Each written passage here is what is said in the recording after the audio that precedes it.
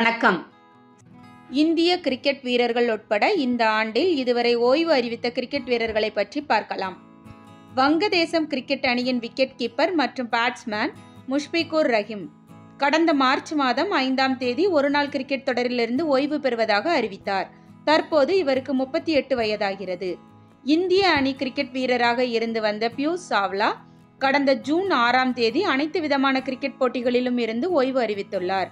20 ஆண்டுகளுக்கும் மேலாக கிரிக்கெட் விளையாடி வரும் இவர் இந்தியாவுக்காக 2 உலகக்கோப்பையை வென்று கொடுத்துள்ளார்.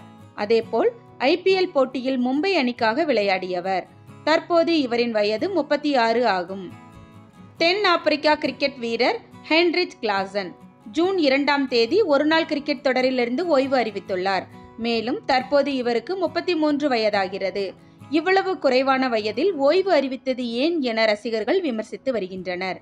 ஆஸ்திரேலியா கிரிக்கெட் வீரர் மார்க்கஸ் ஸ்டோய்னிஸ் கடந்த பிப்ரவரி மாதம் 6ஆம் தேதி ஒருநாள் கிரிக்கெட் தொடரிலிருந்து ஓய்வு அறிவித்துள்ளார். தற்போது இவருக்கு 35 வயதாகிறது.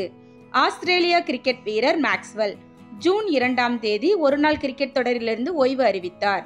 தற்போது இவருக்கு 36 வயதாகிறது. ஆஸ்திரேலிய கிரிக்கெட் அணியின் கேப்டன் ஸ்டீவ் ஸ்மித் ஒருநாள் கிரிக்கெட் தொடரிலிருந்து ஓய்வு அறிவித்துள்ளார்.